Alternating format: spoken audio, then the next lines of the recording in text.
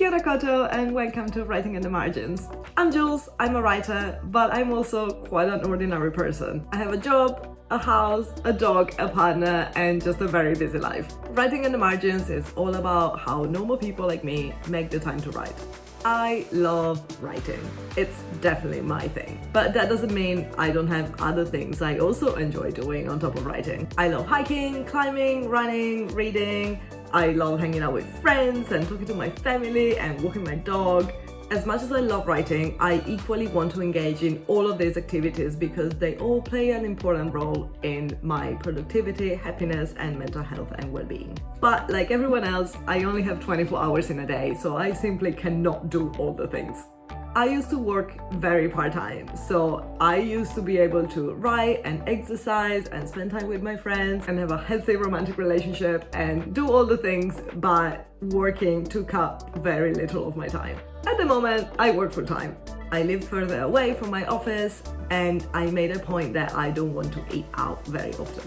So if I want to cook balanced meals, have a healthy relationship, walk my dog, move my body, have a social life, and post an article a day, there's only one way I can do it. I have to compromise. This is how I do it and how I don't regret it. Number one, consolidating. I went from seeing my hobbies as a lot of different things to seeing them as a lot of different versions of the same thing.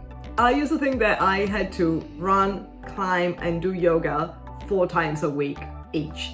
Whereas now, I think that I have to exercise 4 times a week. So I just get to pick one of these activities every time and still get my exercise done. I also consolidate other things I value. For example, I tend to hang out with friends and merge it with making a meal together. I particularly like organizing potlucks, so then I get to see a whole bunch of my favorite people and eat a wholesome meal at the same time.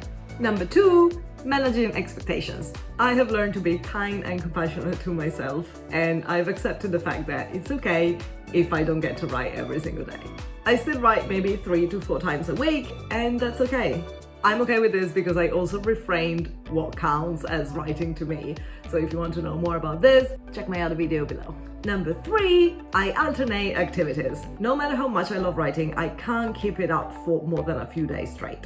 I need to pause it and do something else. That's the only way I get excited about it again when I go back to it, and also it's the only way I get inspired. Inspiration is away from your desk, and I'm a firm believer of this, so I always make sure that I take a break from writing and pick up another activity that I also enjoy. Number 4, flexibility.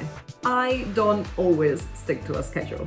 I do plan, but I also listen to my body and mind. So if one day I had planned to have a writing session, but my body feels strong and awake and my mind does not, then I'm okay to swap writing for exercising on that day, and the other way around. Or if one day I had planned to see a friend, but I'm not feeling very sociable and I would rather sit in a corner by myself and write, I would try to reschedule and see my friend on a day that I feel more sociable. Sticking to all these practical strategies means that I still feel satisfying with my writing while not missing out on other activities that I also enjoy.